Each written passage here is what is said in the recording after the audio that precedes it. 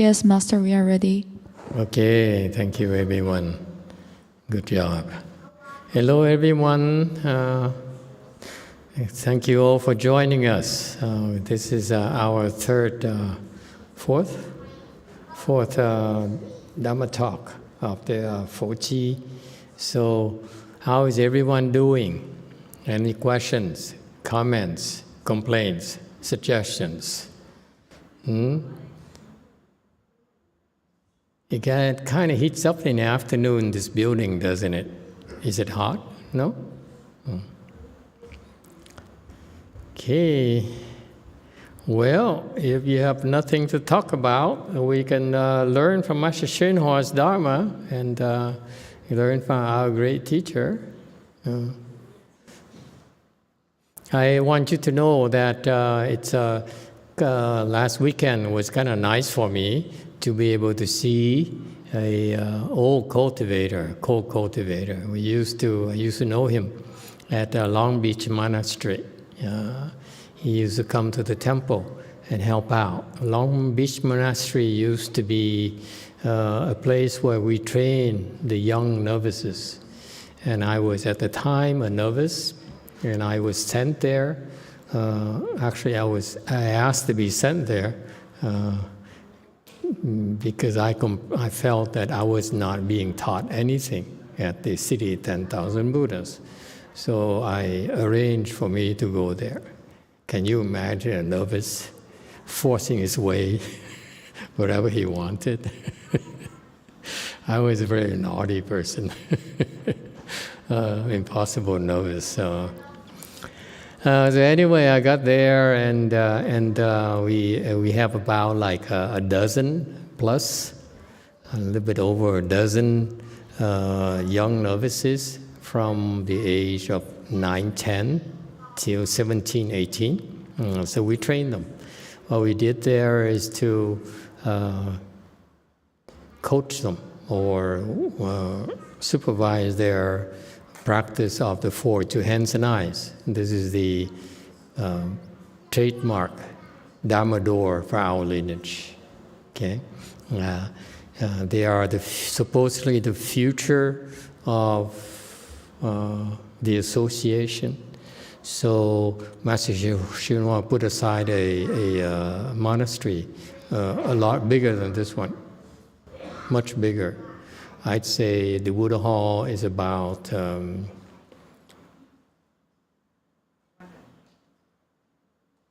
about more than 50% bigger than this. Because it's deeper. It's wider and deeper. Okay, and it has a second. It has a big basement and big side buildings and so forth. It's quite nice. It's quite gorgeous. It sits on near the water, so it's a very desirable location.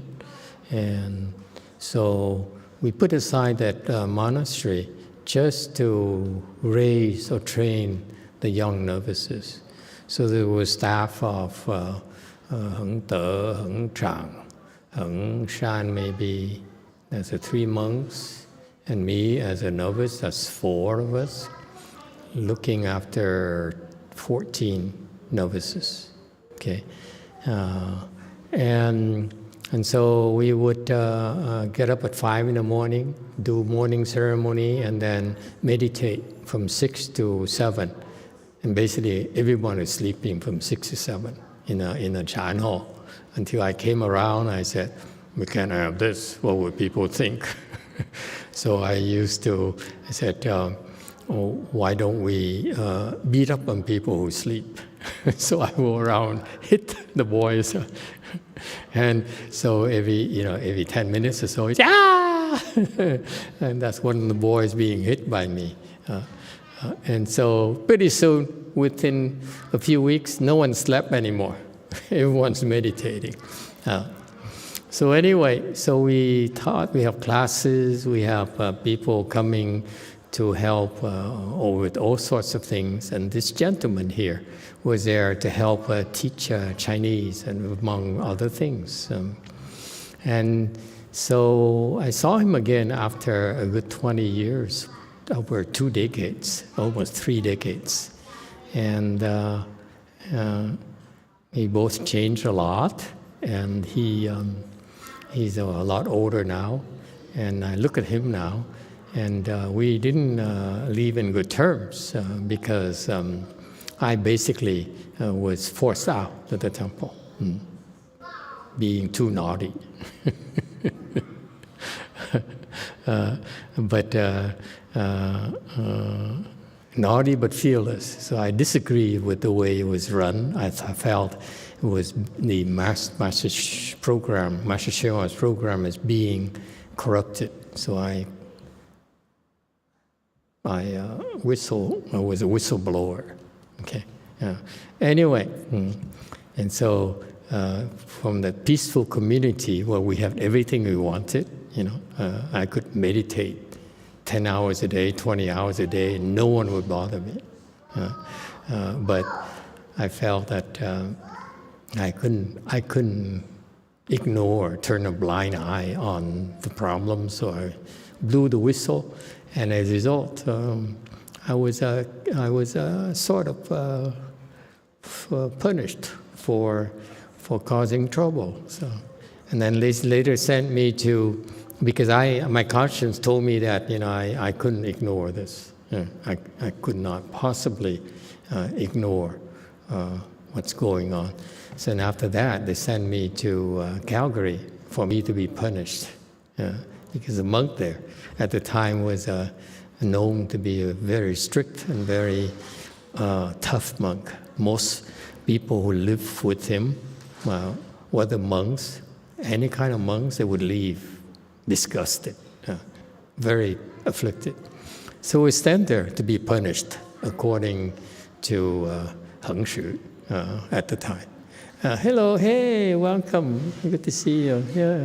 Yeah. So anyway, so the one person I remember who came to Long Beach Monastery to help was this gentleman, because he's the one who stood out. He really had such a good heart, and he just wanted to help. Okay, and he really stood out. Everyone was up to something. They always have something they're looking for, and they're trying to get. And this gentleman is just said, "I want to give to you. I want to help." It's rare, very rare to find such people. That's why I remember him. He's the only person that when I left, I said, "Wow, it's too bad I didn't have a chance to say proper goodbye and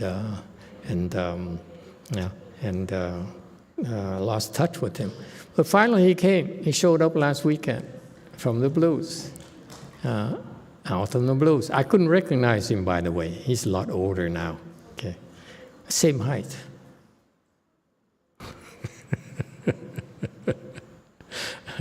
And I had to come over and say, "Hey, you remember me?" I say. Then when he started talking, I said, "Oh yeah, there's only one person in the world who talks as the way he does." So I recognized him immediately, and it made me happy to see him. And why do I bring it up? I brought it up because I asked my disciple. I said, "What level is he?" We have that thing, We look at people, what level? And someone said, first stage Arhat.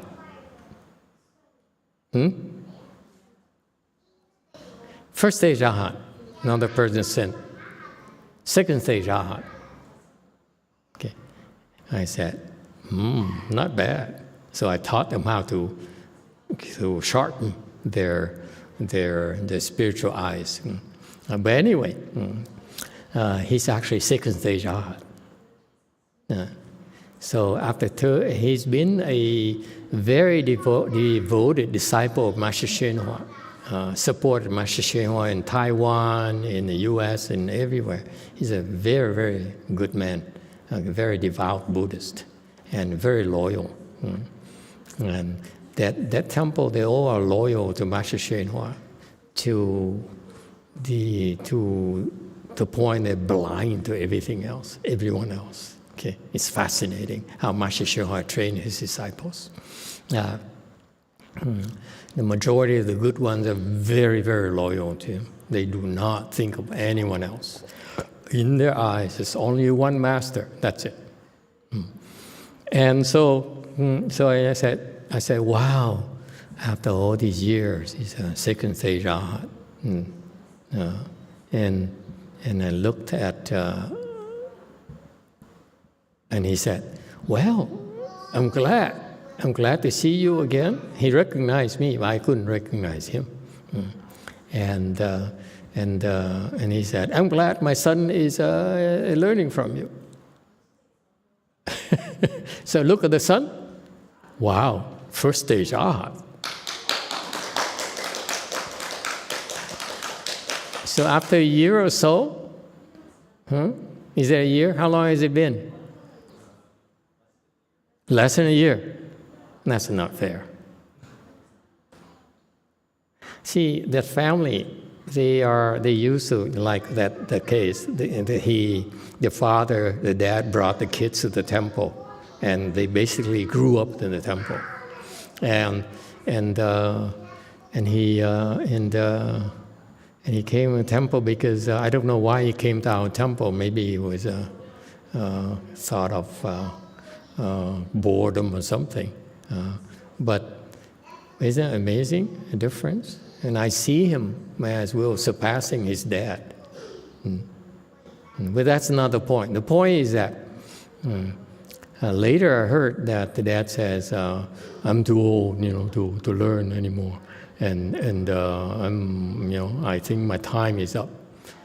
And from that, I feel that he's not quite sure where he's going to go. I don't want you to have that problem. I hope that when it's time for you to go, you know where you're going, to the Pure Land, okay? That's the only place we all should gather again. Next chance. By the way, Master YongHua is also from the Pure Land, okay? But he's a different quarters. We are Bodhi Light International quarters. He's more like Dharma Realm quarters.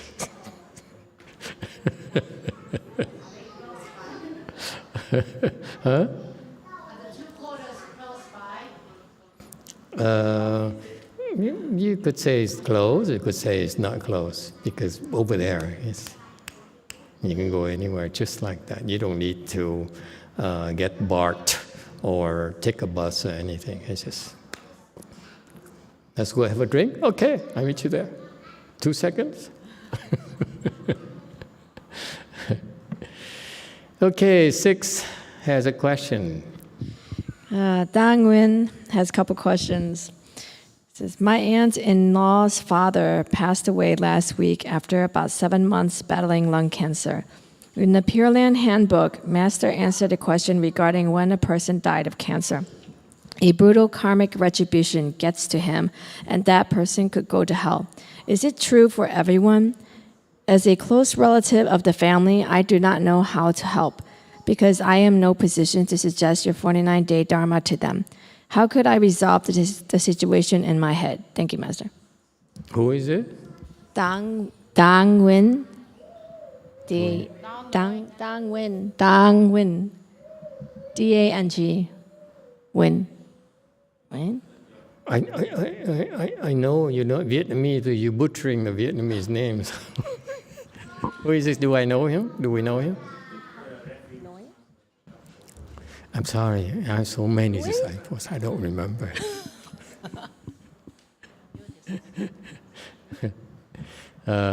So it's a friend of a family, right?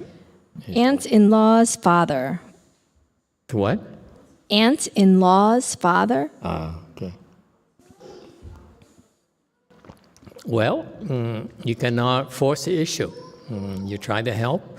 What you can do is you cannot, they're not even Buddhists or what? if they're Buddhist, they should be advised to go to a temple to get some prayers for the deceased.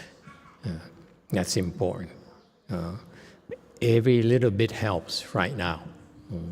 So, especially when they passed with cancer, it's not a good sign. So they need some help. So depending on the family situation, they should go to the temple and get help. That's a Buddhist tradition. And even if they're not Buddhist, then all the 49-day services at all temples should help a little. Okay, and so that's all you can do. Besides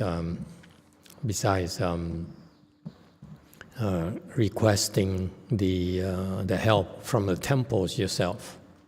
Okay, the family doesn't need to do it. Families and friends can elect to do it for the deceased. That's another option. All right, tough decision. And of course, you can follow the 4 qi here and recite the Buddha's name, and that would generate a lot of blessings for the deceased and transfer the merit and virtue to help those people. It's very helpful too, by the way. If, for example, I don't know if he can do that, if he can, how many days now? We have 3-4 days left.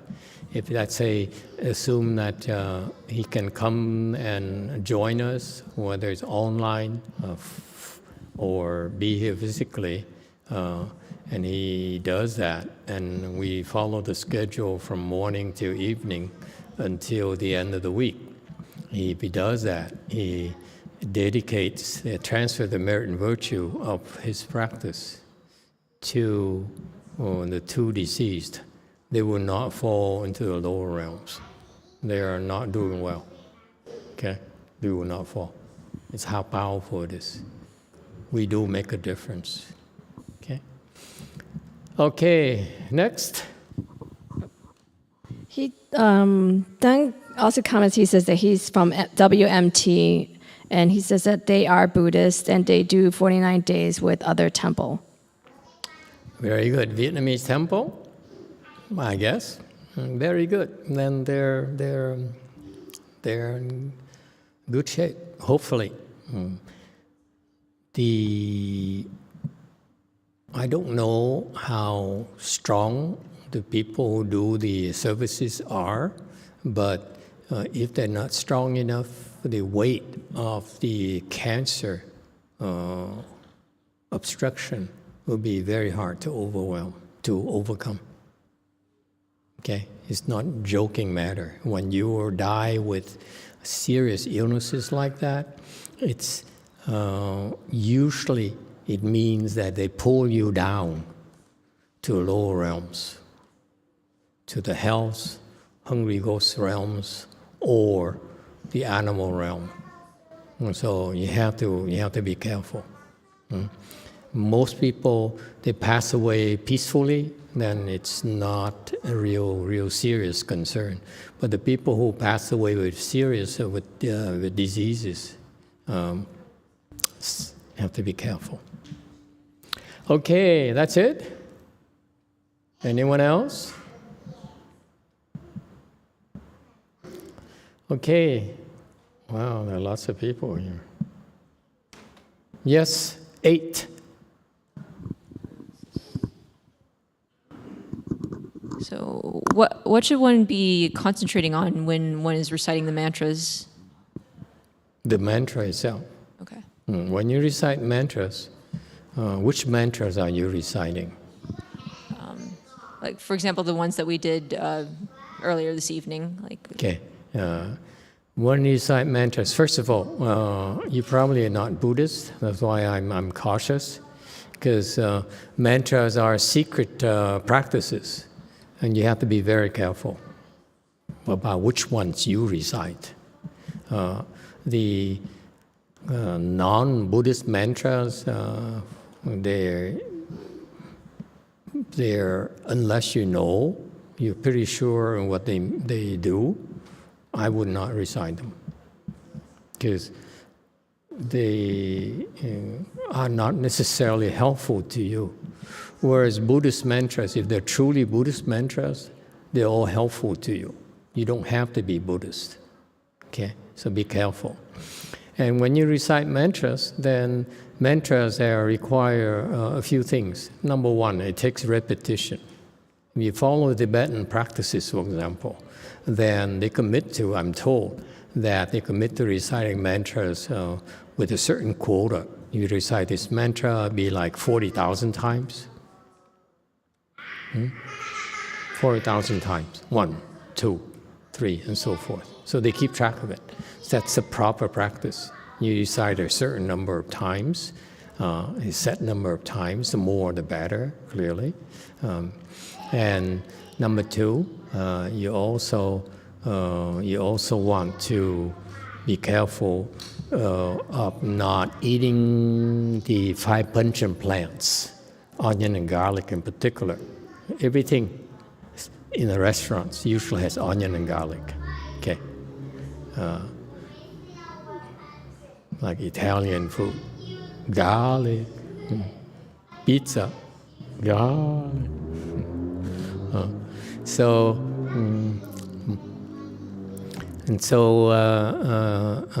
you have to be careful because mantras are commands for the ghosts and the spirits.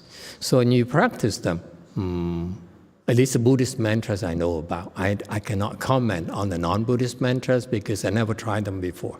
Yeah. So the Buddhist mantras usually commands for the ghosts, and therefore you are getting their attention.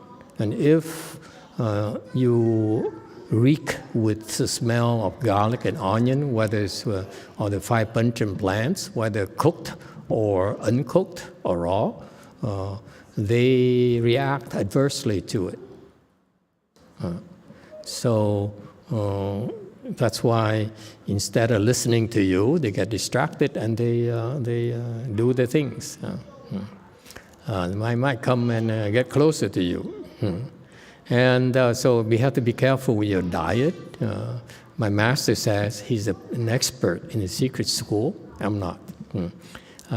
He says that preferably you should be vegetarian. Then your mantras are a lot more effective. You maintain those things. Repetition, lots of repetition. Avoid the 5 pungent plants. And vegetarian, okay? And then your recitation is a lot more powerful, a lot more effective, okay? You can concentrate a lot better, a lot easier. So those are the 3 criteria that Master YongHua taught. I don't know anyone in this world here I've met who's as good as him about Tantra practices. He's the best I've seen. And therefore, when he tells us those things, take them seriously. So you do those 3 things, then you'll be able to practice the mantras very well. Just when you recite mantras, you basically follow one character at a time. That's all you do. Namo la danna do la ye ye. You don't think of anything else. Okay. When I was teaching those kids, we were competing to see how fast we can recite. Okay. And that's how I learned that's how I taught you to recite the Buddha's name faster, because that's part of the practices that I discovered when I was there. That I practiced and never taught any of the kids, because children, you have to be more careful. You don't want them to do things that will get them in trouble later. Okay? Does it help? Okay. Just concentrate. One character at a time. That's all. Don't let any other thoughts sneak in. They do, ignore it. Go back to it. Yes, go forth. Has a question? Hello, Master. This is Tei. Hello. My question is, my body constantly shaking. Like I can't relax. Can't stand still. I can't sit still. If I walk outside, the police think I'm a drunk guy walking. Okay. So, my question is, how do I reduce the shaking in my body? Because I feel like I have too much energy in my body. The shaking is a good thing.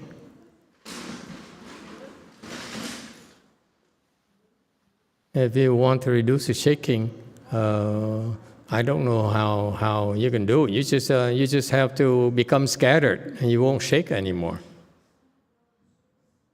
Okay? It's a good state. You need to be patient. You need to endure. You don't want to force it. You don't want to suppress it either. Okay? But if you must suppress it, then I don't know. Get yourself scattered. What would make you scattered, typically? And control is like when I exercise, I do physical activities. Physical activities, then do more physical activities. This morning I worked out a little bit. That's why I'm a little bit mellow tonight. Last night I had a lot of energy because I didn't work out. So what you do is you spend the energy and work out and do physical things. Yeah, I do it, and then eventually, a couple hours later, come back again. It's like, Why don't you take up boxing or something? Huh? Mountain biking. That's rather demanding. yes, I do that.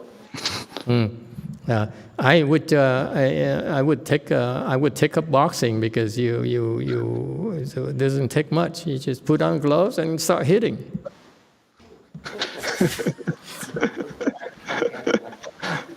You know what it takes for you to become scattered and spend your energy. Okay, just spend it. That's all.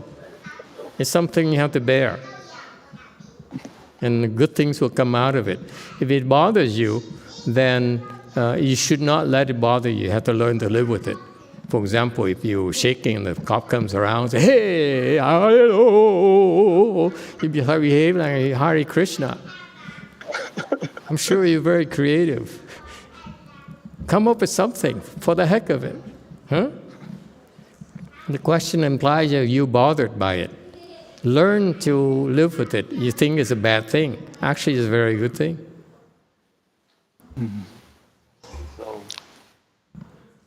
Okay, thank you, Master. Good luck to you. Yes, Jane, did you have a question? Yes, Master. 6. Thank you, Master. The question was, you mentioned just repeat the mantra 40,000 times, and is there any specific reason for 40,000 times? It's recommended by the mantras are different. Each mantra has a different quota. So, for example, 40,000 times is a number for the rebirth mantra that comes to mind. If you recite it 40,000 times, supposedly you'll be guaranteed rebirth. But don't believe those things. It has a lot of requirements as well, not just 40,000 times. Okay.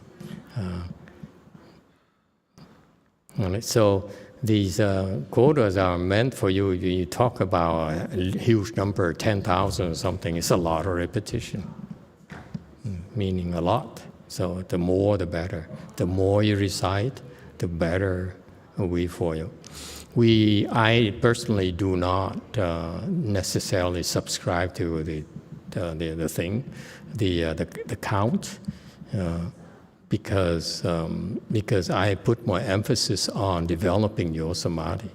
You recite a mantra 40,000 times versus a person who is a much higher level than you, who recite it 100 times. There's no comparison. So 40,000 times for a kid is nothing. That's why I don't pay attention much to the count. I look at people more. Where are you? What is your strength? What is your mental concentration? That's all. Yes, JMT. 한국 들리세요? 네, 들립니다. 한국어 유튜브에 올라온 광원님 질문입니다. 만트라 독송 시 속도를 빠르게 하려고 의식하지 않았는데 자동적으로 굉장히 빠르게 독송될 때가 있습니다. 이럴 때 그냥 빠른 속도로 독송되게 내버려 두면 될지요? 혹은 속도를 의식적으로 줄이는 것도 필요할까요?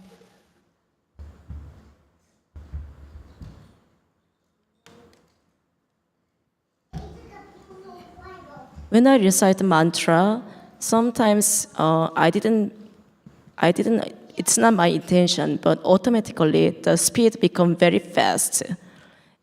In that kind of situation, can I just recite in fast speed, or can I recite slowly? I don't understand the question. Sometimes when I recite mantra, the speed become very fast. It's not my intention, but automatically the speed of reciting mantra become very fast. Okay. So at that time, do I just recite in the fast speed, or do I have to reduce the speed? You don't have to worry about speed. And your question is very similar, has the assumption like T, who just asked a question earlier. I shake, and between parentheses, it bothers me. And that's a problem. Learn to deal with it so that it doesn't bother you.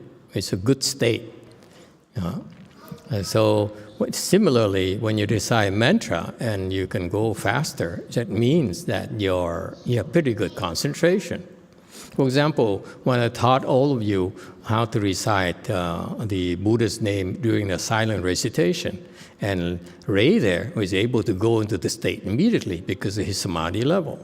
Okay, he immediately went into the things it took me a few months to enter when I started reciting fast and silently. And so you see, samadhi makes a difference. So if it goes fast, let it go fast. What is the big deal? Fast or slow is the same thing. It's about concentration. Okay? Don't let it bother you. It's fast, it's fast. It's slow, it's slow. It's about you reciting one character at a time. Okay? That's the process. It's a good skill to acquire, to develop, if you're able to recite mantras like that. Yes, 6. From Apple, Master, for the people who eat meat and pungent plants, can they still recite mantra, or do they need to stop doing mantras? Well, it depends. For the people, especially monks and nuns, who recite mantras, and who eat meat, or who drink, or eat the 5 pungent plants. Basically, their recitation is not that effective. So it's like they lose so much effectiveness that it's a shame. Especially, this is particularly for the ones who, like the monks and nuns who specialize in such practices. What Master YongHua taught us is that you should avoid those things. Otherwise, you'll be wasting your time practicing such mantras. If you still insist on eating meat and a bunch of plants and drinks and so forth, don't do mantras. Do chant to recite the Buddha's name.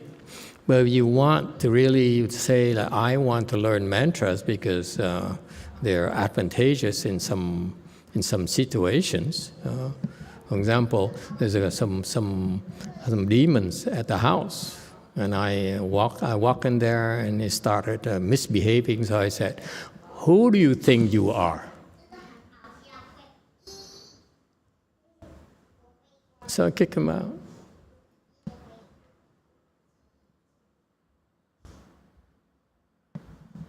So I recite a mantra a few times. And it cleared up. And so mantra is very useful, very powerful, very useful in our line of work because we engage a lot. We go, instead of hiding in the mountains, in a city, in the valleys, we engage in the city. We walk around and we talk to people and so forth. And there inevitably you will run into beings who don't know. Who don't know better. So sometimes you have to straighten them out. And mantra is very powerful, very much more useful than chant school in that sense.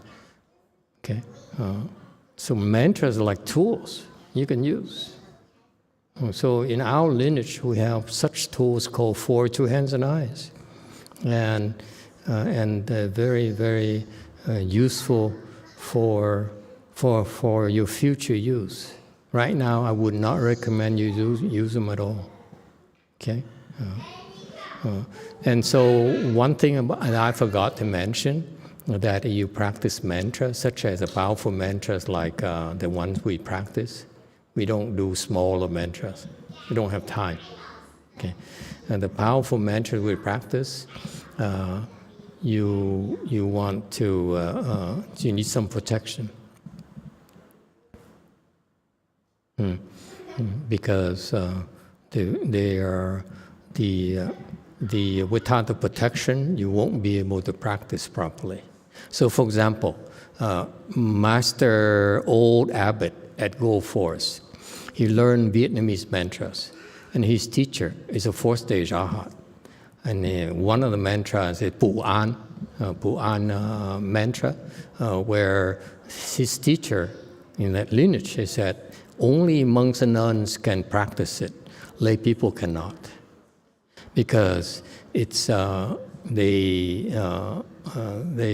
from experience. So when he started, and the old abbot started teaching Vietnamese mantra, I said, it's okay for you to allow lay people to practice, because they won't get in trouble, because we can protect them.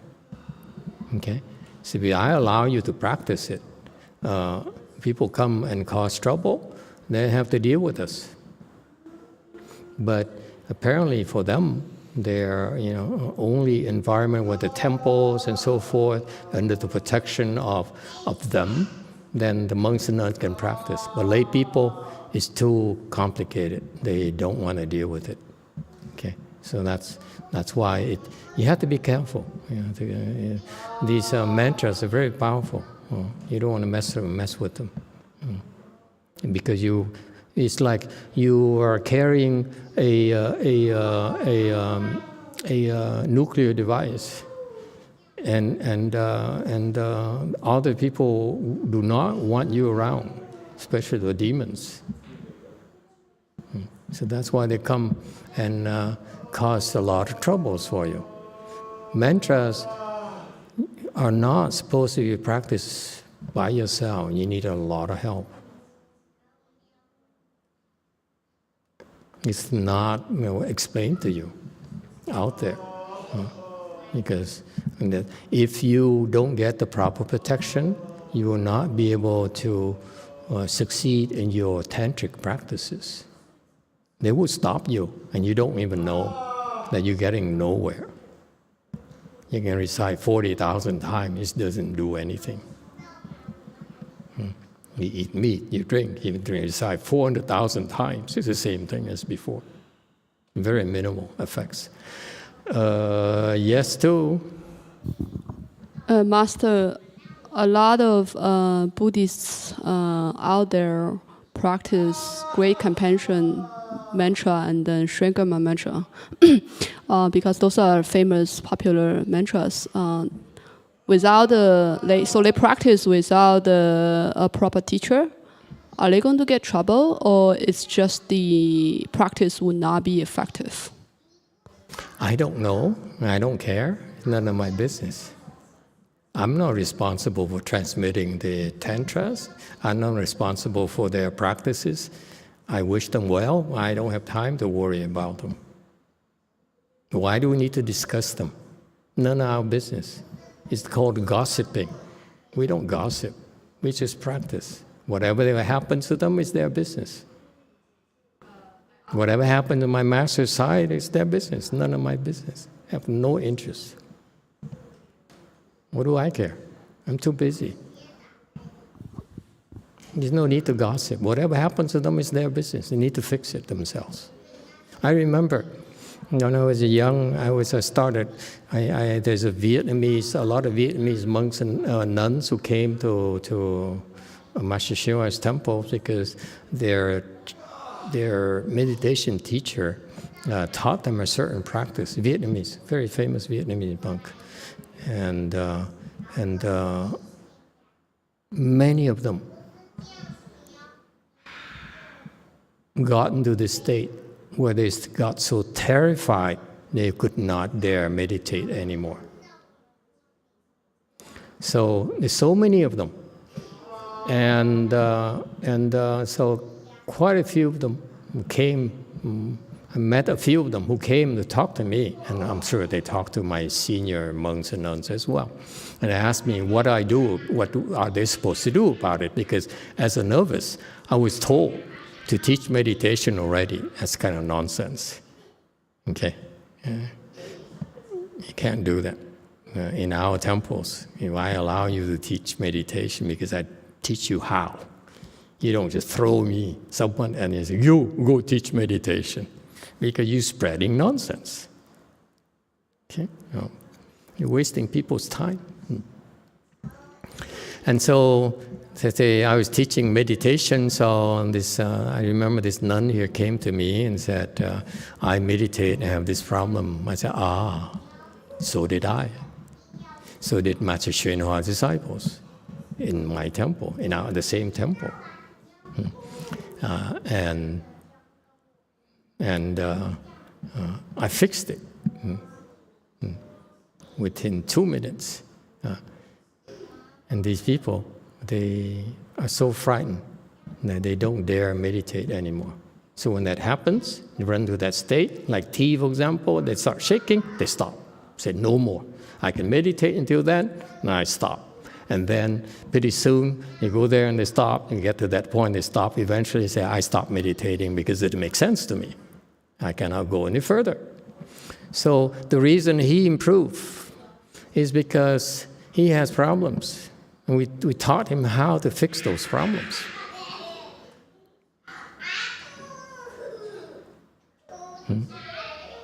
And so if you don't fix those problems, then you can't make progress. That's how they stop you. They stop you in very, very subtle ways where you don't make progress anymore and you stagnate. And pretty soon you lose faith. You say, I'm getting nowhere. I'm getting old. And I'm getting nowhere. So we'll find something else more interesting to do. Yes, JMT question.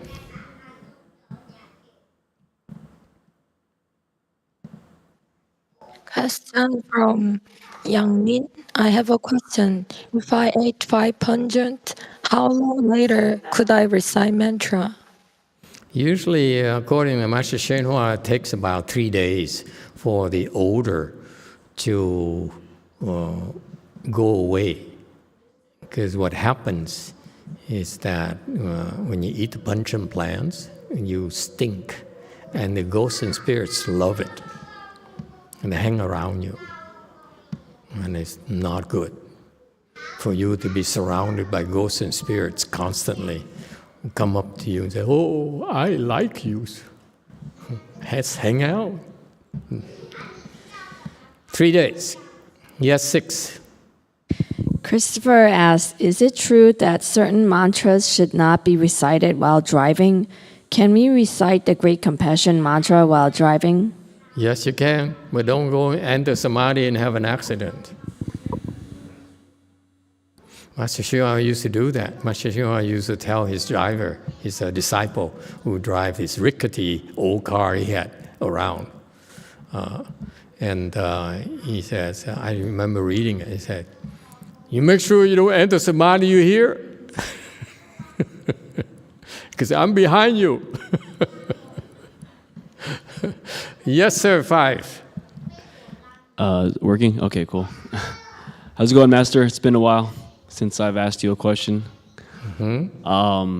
So, a lot of people have told me that mantra will help me if I listen to it and I'm around it, but this is something that's kind of always bothered me and I've never understood. How can it help me if I don't understand the language? If English is my native language and I don't understand the words, how is it benefiting me if it doesn't make sense to me? So it has to make sense to you in order for you to benefit from it? Well, it would help me to understand what is going on. Why do you need to understand? Well, you talked about superstition yesterday. You said your Dharma was about Asians being more superstitious with Chan, I believe. Okay, let me put it this way. Okay. Suppose you right now, I say something in Vietnamese, like, go deposit $10,000 in his bank account in Vietnamese. You don't understand what I just said at all in Vietnamese. But the $10,000 show up in your account. Do you need to understand to benefit from it? Yeah, I should. That money could be stolen. Shouldn't I know where that money came from? I wouldn't. I don't know, this guy's weird. I say 10,000, let's go buy a car. He's kind of strange. I assure you, you do that to me, I would never question it. So each person is different. Yes, 6. Krista had asked, is it true that certain mantras should not be recited while driving? Be specific. Why should certain mantras? We're talking about which mantra. Of course, there's some mantras you're not supposed to recite when you're driving. Okay, but which mantra do you know? Which mantra are we talking about?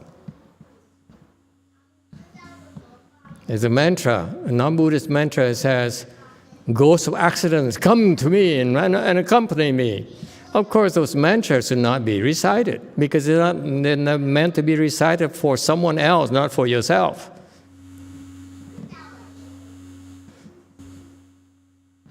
Anyone else? Yes, 6. May I make a comment on Chris' question? Sure. So he just said that he felt the need to understand the mantra and to benefit from reciting the mantra. Because now every day, and people use cell phones, smartphones. Smartphone at a material science level, and how this semiconductor PN junction, 99.9999% of the people don't understand it, but every day people benefit from it. You think I was joking? I only use money to illustrate a point. Suppose you recite a mantra. You don't understand anything at all. What if it creates tremendous amount of spiritual blessings for you.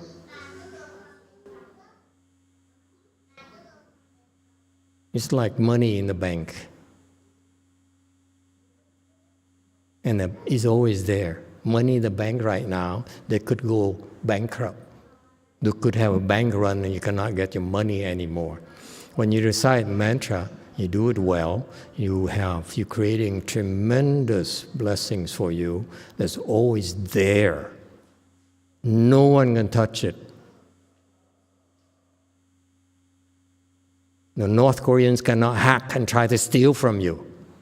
No one. Russians, North Koreans, Iranians, no one. It's so safe. And it's a huge amount of blessings. And you say, I don't know I want this because I don't understand it. Of course not. Way bound. Thank you, Master. I also wanted to respond to Chris's question, which I thought was an excellent question. I have no idea what the mantras are saying unless I can read the English above them.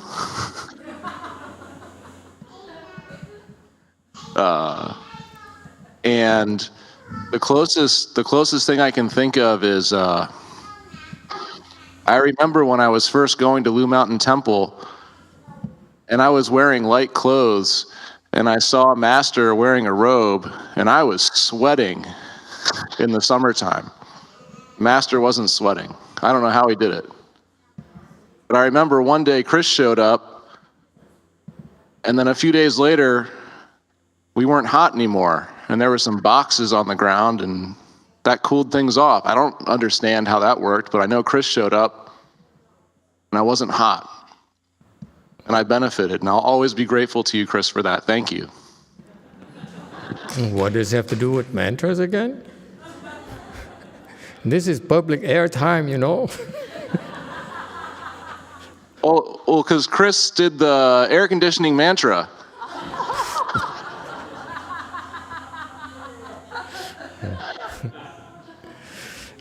Americans, too much. Well, in brief, mantras are very, very wonderful things. They should be, they're secret words that it's better you don't understand.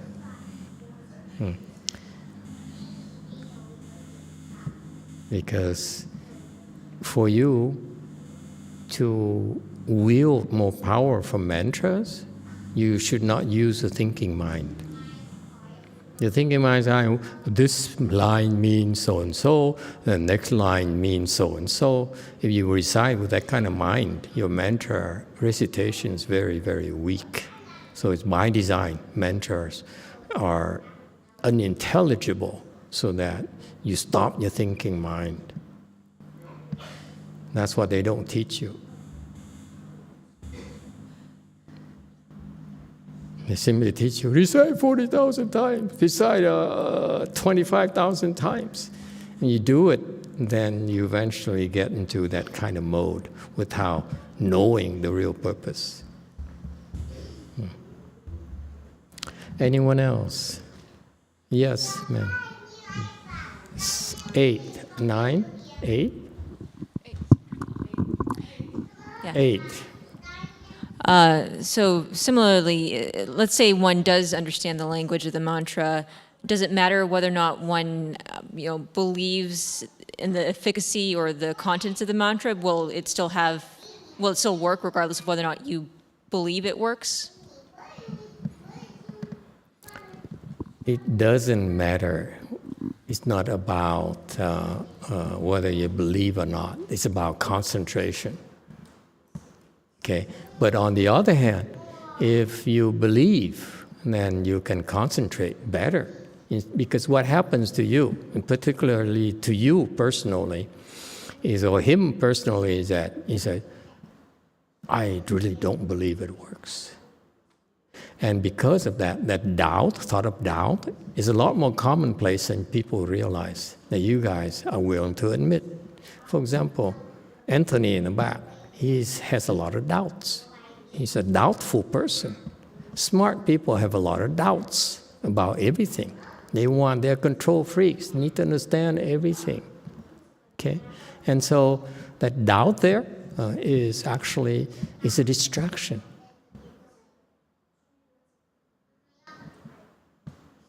So it takes, and you have doubts because you don't have enough blessings.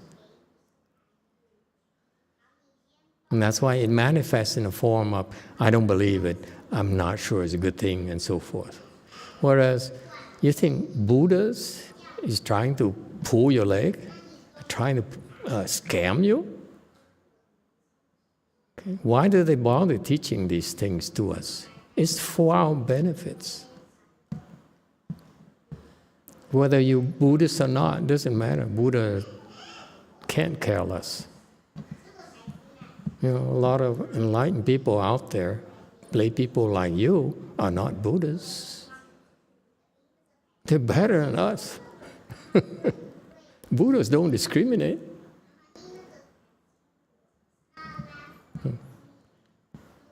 So you don't need to have faith. You just recite and even drop aside faith or not. Okay? And one of these days, even if you don't believe, and you find yourself, for example, in the dark and scared. Anyone? Not you, huh? It's pretty dark. I walk in and you can't even see anything. First reaction, whoa! Yes? A thought of fear.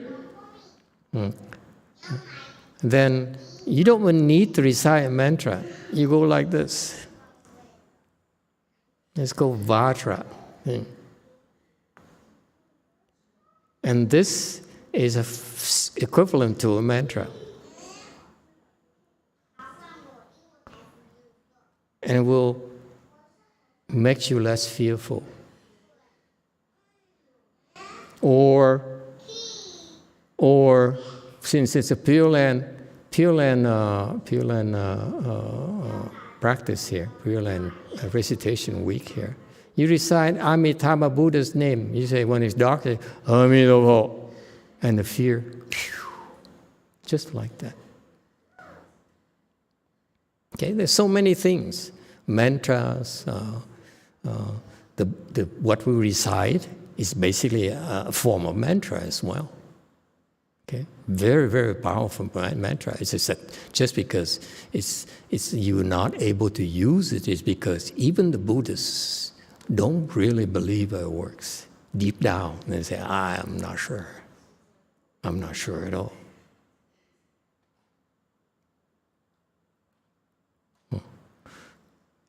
So, if you have the blessings, you naturally believe. You don't have enough blessings, then you struggle with it. And you are only confusing yourself. You're only doubting yourself. You're stopping yourself. So you're fearful. What did we teach you?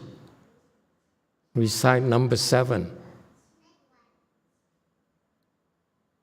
You have so many tools at your disposal. Why aren't you using it? Because you don't have enough blessings. No one ever taught me, but I figured those things out because I had blessings. Yes, JMT.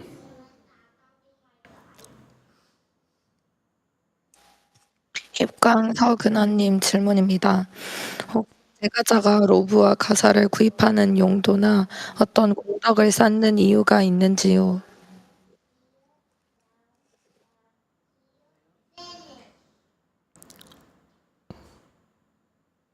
제가자가 가사와 로브를 구입하는 용도나 어떤 공덕을 쌓는 이유가 있는지요?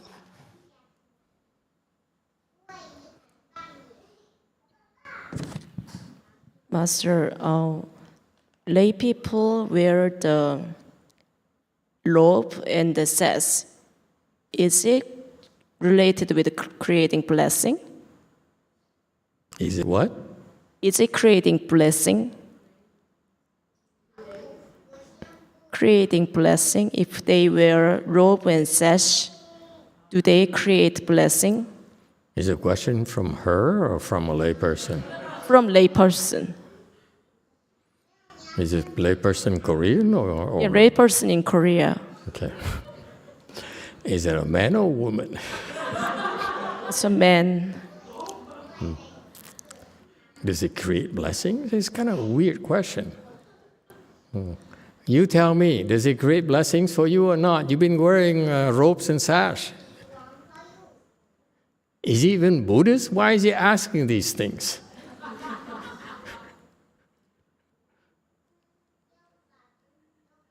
No, it creates no blessings whatsoever. We Buddhists wear it so that we look like flowers in the temple.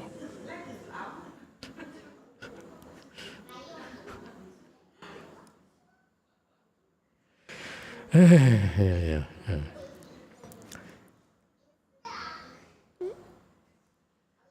It creates blessings because, very simply, the robe that you wear are loose and they cover up your body so that you draw less attention while you're more adorned. Everyone walks around, you see that, like you go to a Chinese temple, you see like 100 people walking around with kind of black and brown robe. And then the monks just look the same with no hair, that's all. I don't get it, why they don't wear their own clothes. Anyway, but that's their own decisions. But, so you see, you're adorned in a way place, okay, it looks more adorned because it's not like you walk down into a shopping center and the kids are wearing short shorts and stuff like that, and they walk around, run around and so forth. So you have a lot of distraction, visual distractions. Whereas when you go to the temple, these people wear robes and sashes. Basically, it's to look uniform so that everyone does not stand out anymore. Number one. Number two, it covers your body so that it's loose, so that you don't draw attention to yourself. Okay? It's not as distracting. I don't know if you heard my anecdote about the supermarket shopping. It wouldn't have happened if that lady was wearing a robe and a sash. I rest my case. And so you see, it's less distracting. What happened? Why is it important? It's important because if someone is in samadhi and you go there and you do something to distract that person, you're creating an offense. You're preventing that person from entering samadhi, and therefore, you're going to pay. You're creating an offense. You're obstructing someone in the cultivation, and therefore, you pay down the road. Okay? Whereas if you are able to avoid creating offenses, adorning way places, you're creating a lot of blessings for yourself. Okay, more or less like, it's funny because you guys don't realize the good things are happening to you and you try to suppress it. Like the question, it bothers me, I'm shaking because the cop, think I'm crazy. Let him think you're crazy, so what? Arrest me.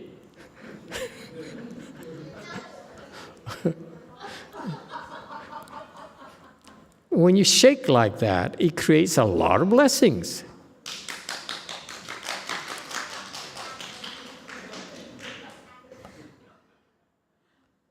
And it will create even more blessings when you stop.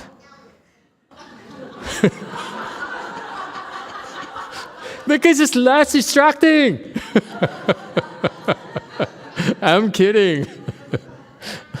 You see that? I mean, So yes, well, going back to the rope and the sash, it's creates blessings, definitely. Yeah. But again, we don't force you to wear it. If you wish to wear it, fine. You don't wish to wear it, that's fine too. We are not insisting on either way because it really doesn't matter that much. Okay, it's all in your heart. And you feel that you want to do it, do it. You don't want to do it, it's no big deal. Now I made her cry. Okay.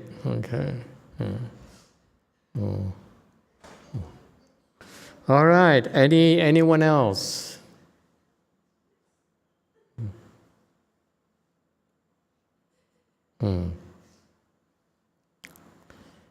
All right. Wei Bao has a question. Thank you, Master. So when we are in Samadhi, where are we at? Are we in Saha world or maybe some other realms, even though we are physically here? What Samadhi are we talking about? Your Samadhi or my Samadhi?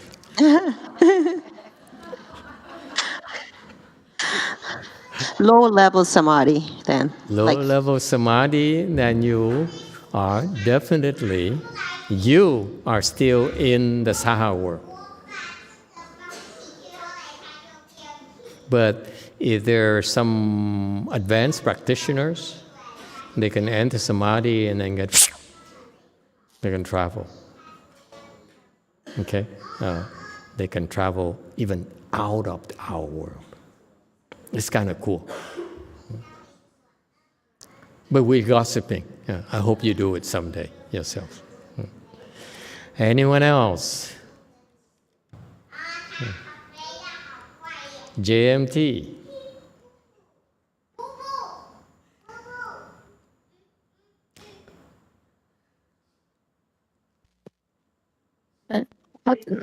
한국어 유튜브에 올라온 화주님 질문입니다. 아미타불 마스터, 얼마 전에 제가 원하는 몸의 부분에서 자동적으로 만트라나 연부를 할 수 있게 되었습니다. 가슴 부분과 단전에서 데비주와 아미타불을 항상 염하게 하고 있는데 이렇게 계속해도 되는지요? 아니면 그만둬야 할까요?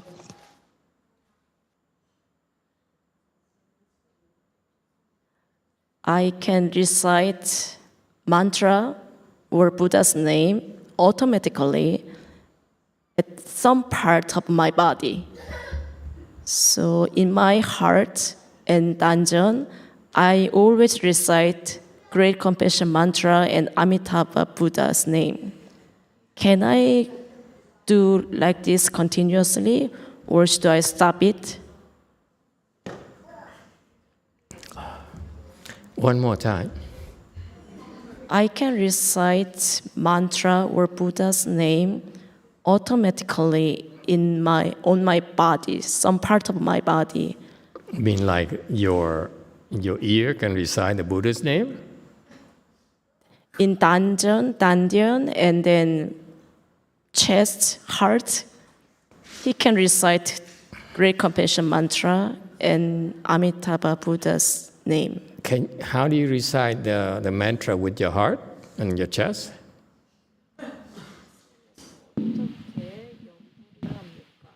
I'm making fun of her translation.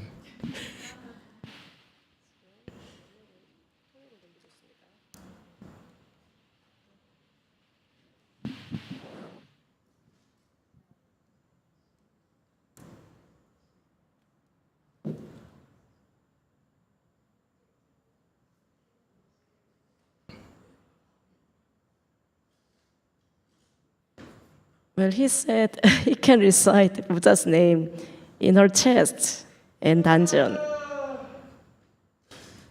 So can you do continuously?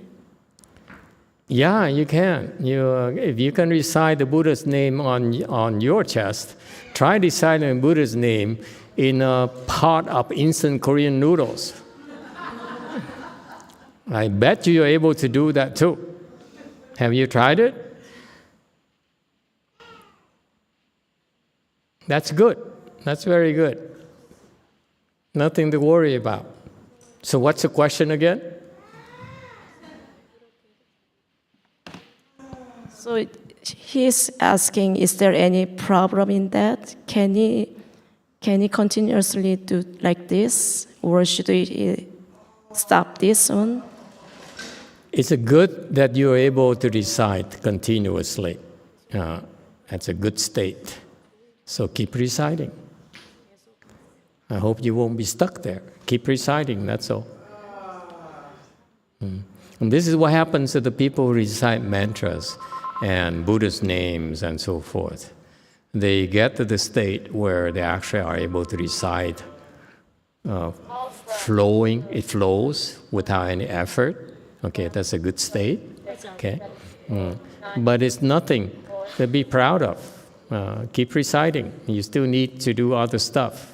The idea is not simply recite, but the idea is to recite in order to develop your samadhi power. And this is where the Pure Land people or even the Chan practitioners are not taught.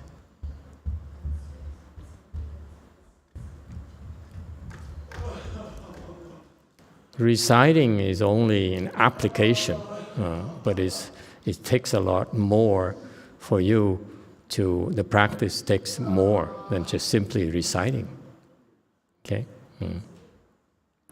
Then when you recite on yourself, on your own, like for example, I almost went there, but I don't think they would let me in. The Tibetans have the practice where they isolate themselves and recite mantras, and they are basically locked in, okay, for the duration of 3 years or maybe 10 years, whatever. And so of course, in those types of environments, they'll be able to do what you're talking about. They recite automatically. Okay? Yeah. And here's a problem. I don't know those people in particular, but I remember looking at a video about 10 years ago of a Chan practitioner in China, in Chinese temple, one of those big temples, famous temples. And he was in seclusion for about 3 years. Or another Tibetan monk was bowing, doing 3 steps, 1 bow for about a couple of years. Or another Vietnamese monk was doing bowing pilgrimages like Master Hsuan disciples. And so all these people, the Vietnamese guy who bowed and he wore leather gloves in order, it's on the videos. I think most of Vietnamese saw it. It's 10 years ago, pretty big deal. So he bowed and he, from South Vietnam to North Vietnam or something like that. So it's a long distance. So it took some years. And he was bowing, and pretty soon by himself, pretty soon people heard of him and they came and he became a celebrity, So he, by the time he finished, had got his goal, he was wearing this beautiful pair of leather gloves. Wow, nice. After all the years of practices, he came up with this beautiful pair of leather gloves. I was so impressed. But I saw a problem immediately. That is, after all the years of practices, that state he got to is a very bad state. And the state of that Chinese monk exiting from the Chan monastery, after 3 years of being locked up, they basically locked him up. They threw away the key for 3 years. And then after 3 years, I think they had to break that door down or something. I'm kidding. Okay? And so the guy came out, okay? And when I look at him, I said, uh-oh. He went off the wrong trail again, wrong tracks. Okay? or that Tibetan monk who is bowing pilgrimages and without any teachers, and he's basically pushed a cart. I saw it on the video. I was intrigued. I saw how these other worlds, these other people practice. I was curious about it. So he's pushing, he's bowing, and his sister, also Tibetan, was pushing the cart behind him that has the stuff to support him. In Mongolia, in Tibet, it's pretty cold. So it's pretty impressive that he would bow out there in the open, on the snow, and the sister is also a tough cookie, was pushing the cart and supporting him. It's so remarkable. But I look at him and said, you spend all this energy and this is all you got? Or these people, I also heard of a Vietnamese monk that YongHua introduced me to. YongHua in San Jose. He said, this is a good monk. He practices mantras. I said, oh, great, wonderful. And then he told me he's planning to go to Nepal to be in seclusion and practice, because that's where real cultivators go. They go there. And so I looked up Nepal cultivators, and I asked him, how do you plan to sustain yourself? And he says, they have a system there. You find a corner, a place, like they have these coves, and the government allows you, if it's available, to go there. And there's a lay person, you can pay like $100 a month and bring food for you. And it's not that bad, actually pretty good. Lan Fang, it's no need to cry. Actually, it's pretty good state. They're very happy, and they look happy. So I looked at all the videos of the people who were there practicing. I was shocked. Why was I shocked? They had rice cookers, hot water, heaters. They have all sorts of amenities in the midst of the mountain in the wilderness. You're supposed to go to the wilderness to get away from all those modern society amenities. But they have everything. They have, better rice cooker than I had back then. Microwave oven, tea, and he's so comfortable. The guy is so comfortable. All those people, because the Chinese have those people who go around making, video, TikTok video, whatever videos, documenting these true cultivators. So we went around to, from places to places in the mountains, those caves, and I was shocked. They're so comfortable. They're so well cared for. There's nothing lacking for them. Food, there are piles and piles of food and snacks and, wrong practice.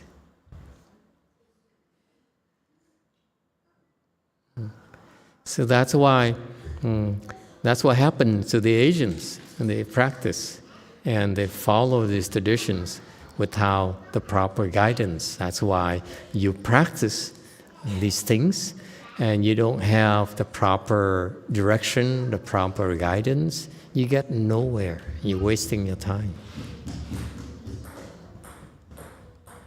The very dangerous thing is that you think you're special. I'm frightened of that. I'm scared of that. That you think you are better than anyone else. I saw so many of those people who cultivate in caves. I look at them and say, I'm better than you. I said, no, you're not. On videos, they're funny. They're like celebrities. Everywhere they go, they're always, oh, he's a cultivator. He's been in a cave for 10 years. I look at them, 10 years? That's all you got? And they walk around like a real celebrity. Everyone, oh, master. And make offerings to them constantly. You cultivate to get to that, and that's it. It's because the Asians now have these traditions that they think to go to those places to cultivate makes you a superior cultivator. Not. So actually, so the monk that YongHua introduced me to was planning on going, and he lucked out. He had some visa problems. I couldn't tell him it's a waste of time. Well, anyway, we all try. That's what happens to people. When you cultivate, you don't have enough blessings. You cultivate in the blind. And you get in trouble, you don't even know. Because your karmic obstruction will come and makes you do things, like accepting a rice cooker or water heater or a room heater and so forth, and lots of food. That's when you get in trouble, when you don't even know. So the rest of the time you cultivate, basically it's a waste of your life.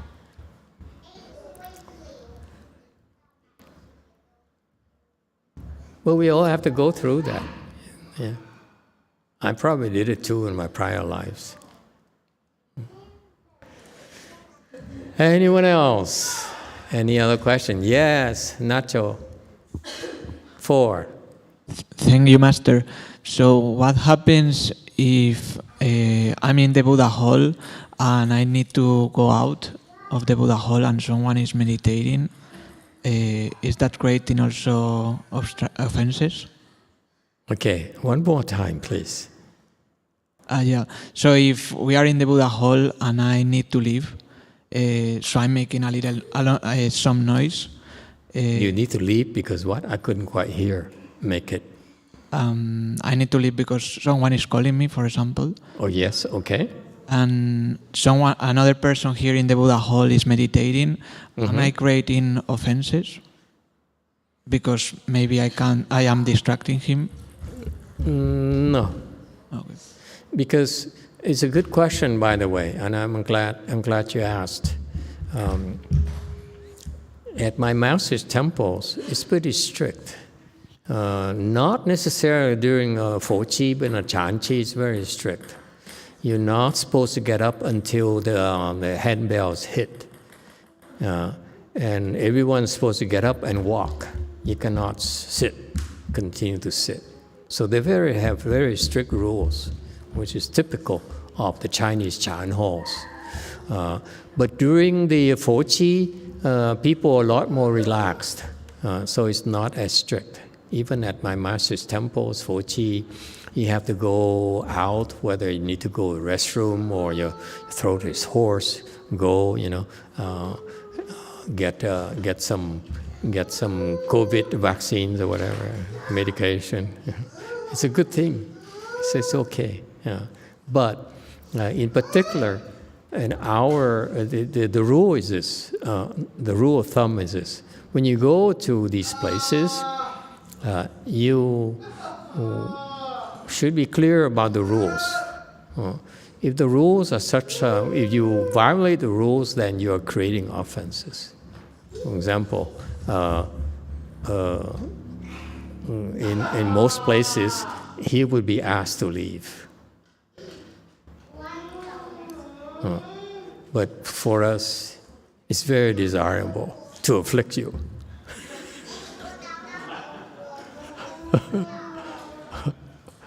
Okay? So the training is different.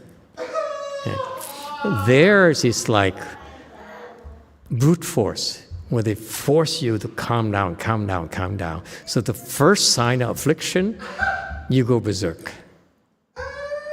This is what and it works fine. It works fine. If you don't have a good teacher who can oversee the process. So you basically, when you're on your own, and basically at my master's temple, I was basically on my own. I did my own thing. No one said anything. Only I had with Master YongHua's Dharma talk in the evening. Couldn't ask anything. You would be, you don't know how lucky you are to be able to ask a question. I don't know how good the answers are, but you're able to ask a question. I ask a question, No answers. It's all nonsense. Okay. So that's why you basically are on your own. And because of that, there's a difference between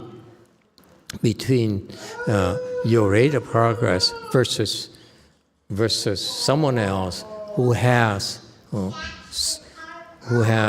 like in a Korean temples, they have this sonbang where the better ones, the big three temples, they have a sonbang where the Chan training section, where there is a.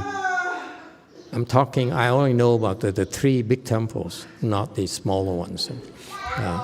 The three big temples would have a monk there who is a Chan specialist who would oversee your practice, I think. I don't know. I don't know exactly how they train, but I know it has to be that process. Otherwise, they would not be able to train their replacements. So what they do in Korea is they pick their own replacement. They pick of all of you right there and say, okay, I'll pick one or two. And I pay attention to one or two, the rest of them, good luck. Okay? That's why they're successful in Korea. Okay? Versus because they're able to see the profile of the people who can be trained. So they have the success formula. For example, you have to, your nose has to be a certain shape.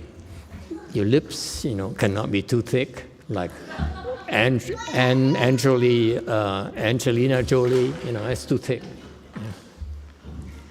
You know what I mean? Okay? Yeah.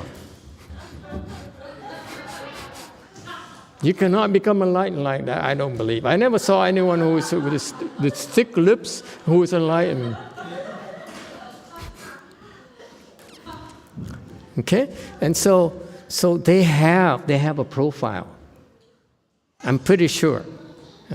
That's because I saw how they got from generation to generation, they replicate themselves. Okay? It's very impressive. This is what I pointed out to you because I hope you Koreans will go to those places and say, choose me.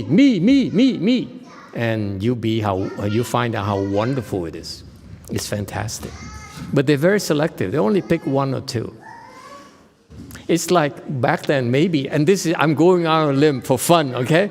It's like back then when the king father, okay, chooses the crown prince, and the crown prince becomes king next, what does he do? He kills all his brothers.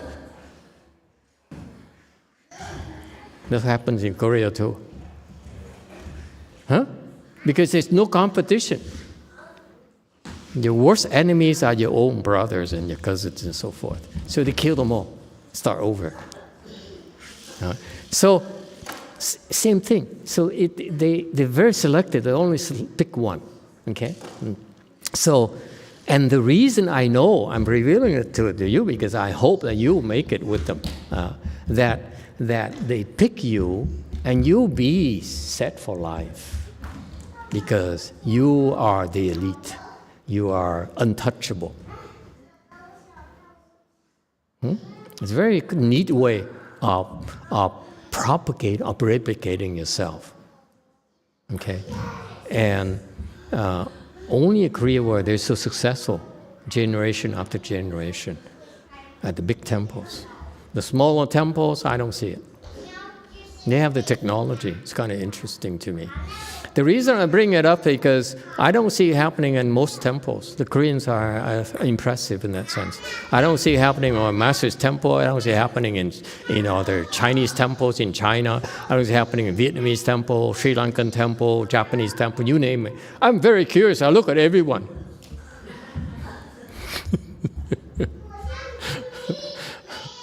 And so I really find it remarkable. But it has its weakness. Our way lineage is not like that. Because I want you to surpass me, not be the same as me, only.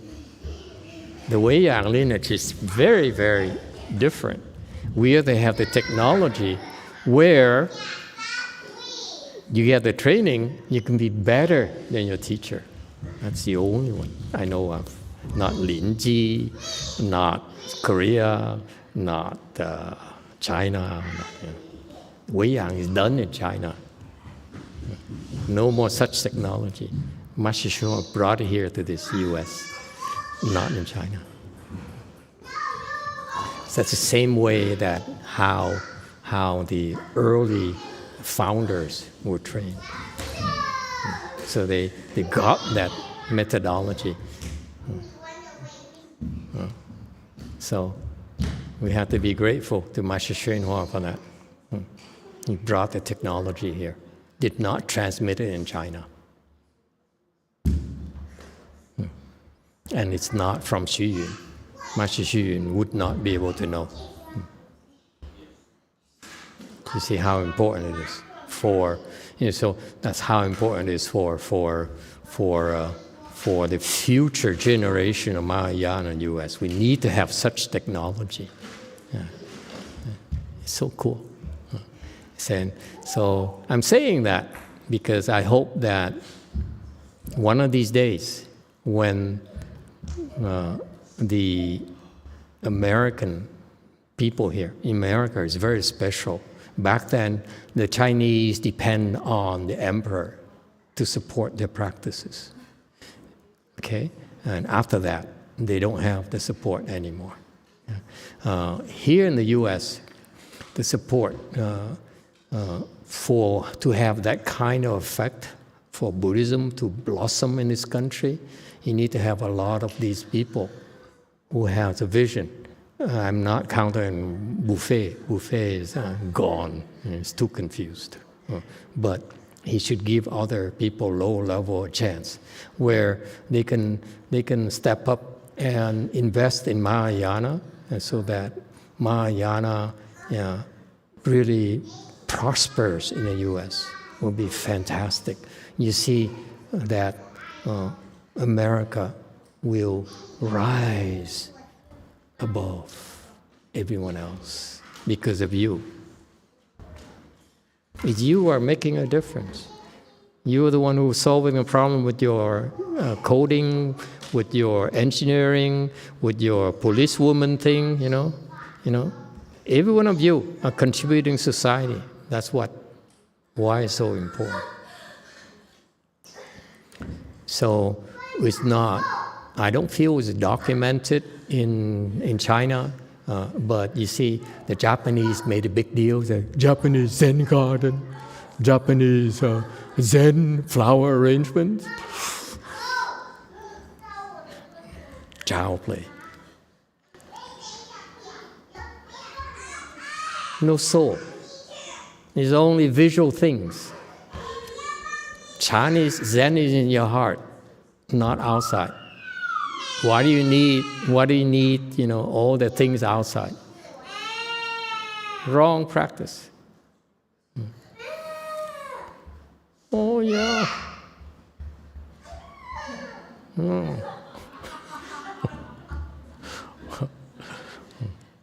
So, but what is now was then documented in the Chinese culture is that there were a lot of Chinese people who were accomplished cultivators, and then they went to the field of Eastern medicine in terms of physiognomy, in terms of I Ching. It's created. The I Ching Dharma in Chinese is created by a bodhisattva. It's the wisdom there is incredible. Not the best Buddhist wisdom, but it's incredible wisdom right there. And so the Chinese culture is so rich because they have such incredible amount of Buddhist Chan practitioners, accomplished practitioners. And because of the support from the emperor. The emperors back then, Chinese emperors, very much like the Korean kings. Same thing. Korean kings invested in Korean Buddhism. They're still maintaining right now with the Korean government supporting a Buddhist temple, especially the big three. That's a very good practice. That's why they're very strong. But the Chinese did it right. The Chinese emperor did it right. I hope that someday in the future, some of these big shots, these philanthropists who's tired of supporting charity work and controlling the museums and so forth. They should support the expansion of Mahayana Buddhism, and you see great benefits to the country and to the world. And I believe it's going to happen because Master YongHua foresaw it.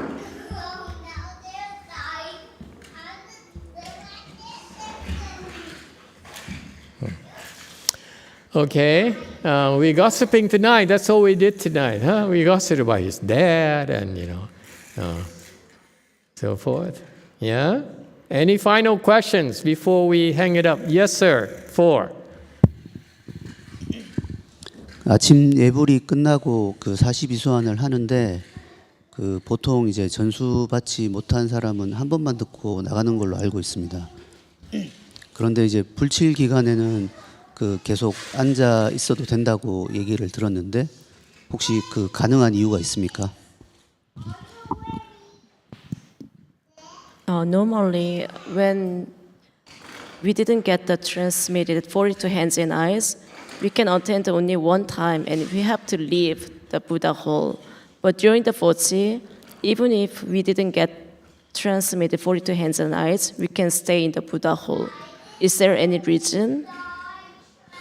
No real reason. The real reason is that we don't want to let them feel excluded. Before when I started transmitting the hands and eyes, I wasn't sure on what to do with it, so I experimented. And it's a hot Dharma where people are very eager to receive transmission. And so I didn't know what to do with it, so I restricted access because I didn't know.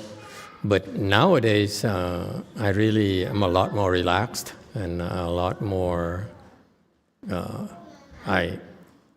more carefree, if you will. So if you want to steal, go ahead and steal. It doesn't bother me. Or if you want to attend, the reason that during the Fochi we allow you to stick around because I saw how disappointed people were when they were asked to leave. They said, so you don't like me or something? And we try to avoid afflicting you when you're here for the Qi. Okay, that's all. But bottom line, if you don't receive transmission, you can practice all you want. You're not going to go anywhere. You won't go very far. Okay, so there's no need to be greedy. There's no need to steal the Dharma. Okay, you go to the proper thing because in order for you to practice the mantras, you need a lot of protection. A lot of protection. A lot more than even reciting the Buddha's name and chant. So that's why, unless you have received transmission, forget it. You're not going to take you anywhere. So that's why a lot of Master YongHua disciples who left, who went out on their own, and then their followers overheard that the hands and eyes are very, very sought after Dharma, so they asked for transmission, and those people gave them transmission when they are not allowed to give transmission. I heard about many such stories, and I was concerned. But later, when I found out that it doesn't mean anything, they can transmit all they want. They won't get anywhere. It doesn't matter. Okay, so that's why I'm a lot more relaxed. Okay.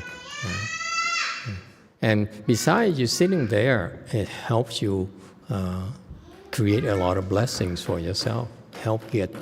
Bring you some relief, and help solve some of your problems. So it's good for you in general. But try not to record it, because it's considered theft of the Dharma. It won't do you any good. Okay.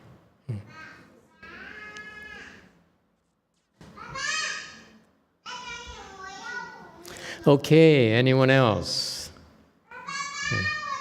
Yes, 7. 네, 42수한 책을 가지고 이제 다른 데 가서 하려고 하면 다른 사람이 이제 그거를 보고 궁금해서 이렇게 뒤적거려 볼 수도 있고, 그런데 그렇게 되면 안 되니까 아이패드나 이런 데 캡처해서 저만 봐도 될까요?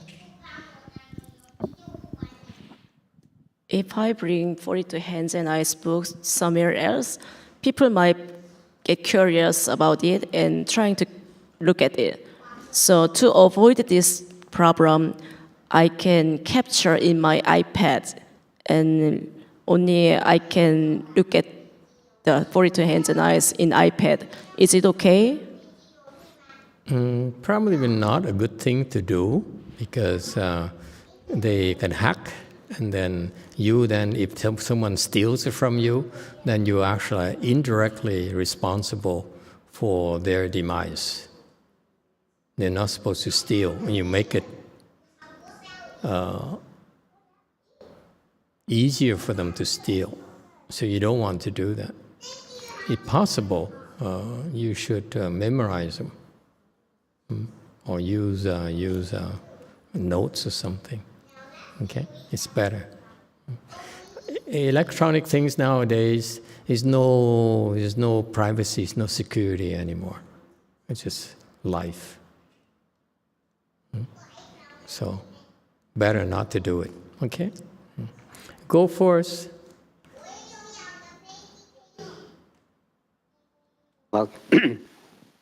Con nhớ khi mà con vô cái xuất gia đó, thì gần như hơn 1 năm sau thầy mới truyền thủ nhãn cho con. Thì Hòa Thượng cho phép thầy truyền. Thì con mắc thắc mắc như vậy, thì sau này con tình cờ con đọc lại cái lời giảng Hòa Thượng trong cuốn sách nào con quên rồi. Hòa Thượng nói cái người mà để pháp lộ cho người khác biết đó, thứ hai là người trộm pháp đó, cả hai đều đọa địa ngục. Và khi hết quả báo địa ngục rồi trở lại làm người lại, bao nhiêu súc sanh rồi làm người đó, thì không có ai truyền Phật pháp cho mình nữa hết. Nó quan trọng như vậy đó.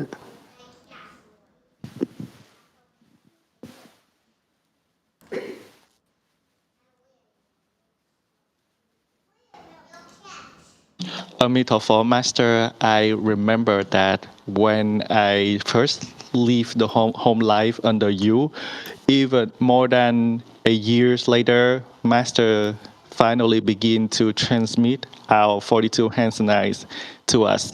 And I remember from Master YongHua, I have a question in my mind, and somehow all of a sudden I was able to read his book, and there is a thing that say that so for the person who steal the Dharma and the one who enable that process, two of them will fall into the hell for a long time, and when they make it into a human realm again, no one will transmit them that Dharma again. And that's how serious it is. Okay, I'm glad that you brought it up. Corrections. Number 1, I don't need his permission to transmit the hands and eyes. It's my hands and eyes. What you have received from me is mine. not his. So I don't need his permission. He reminded me, he said, you should transmit. I thought at the time I didn't know that I was able to transmit. So he reminded me that I was able to transmit. I didn't need his permission. He never said, I give you permission.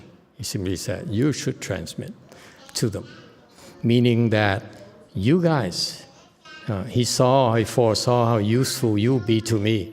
So that back then, 10 years ago, he foresaw that. That's why he says, in the future, I could count on these people who were my disciples at Lu Mountain Temple. And in order to save time, he told me to start transmission to you so that you can practice them. It takes time. So it's a recognition of your contribution, your future contributions. And we use our hands and eyes a lot in our work. So that's why it's for you, for our future work. So he's aiding us in that sense, number one. Okay. So given that, because I never officially received transmission from him, so given that, I have my own take on the Dharma itself. Here's the problem. It gets stolen. This Dharma gets stolen because the Chinese are hungry for it. The Vietnamese are crazy for it. They said, this is a treasure, and if you practice it, for some reason people are very enamored with the secret, these mantra things. And so there are a lot of materials on the internet, and a lot of materials that are available. For example, Master YongHua's prints of some of the mantras are actually incorrect, and so you have a lot of materials out there. We don't know where it came from anymore, and so for us to stick to the rule that the people who facilitated that will get in big trouble, and so will the chain of the people underneath it. I feel it's not a healthy thing for Buddhism, because we get them in trouble. Because now it's my turn to transmit to you, and I give it to you, and some of you decide to record it on your cell phone. Or some of you decided to take photos of it and on your phone and put it on your computer and transmit it around. Computers get hacked in, and it's going to happen. So it's bound to happen. Some of you are nice and say, okay, do I have your permission to do it? Most of you will not ask for permission. So what happened is that I will end up facilitating your getting in trouble. And then the people behind you, and so forth, and so forth, and so forth, and on and on and on. And therefore, I'm the troublemaker, not you, ultimately. So, Master YongHua may be right, but I absolve you, because I know it's available already. It's from me. If I absolve you, I don't have to go to the hells. But don't facilitate it. That's what I'm asking you. Okay? Don't make it easy for them. If they want to steal, when you set your mind to stealing something, I'm pretty sure you will succeed eventually. Okay? I have no problem with that. Go for it. Okay? But I do my best not to make it any easier for you. That's all. And if you get it, okay, you steal it from me, you won't fall. I will fall for you, because I made it available. I didn't have to transmit it to you. So I can't blame you for trying to steal it from me. Okay? So don't worry. You steal from Master YongHua, you fall. You steal from me, you will not fall. I fall for you.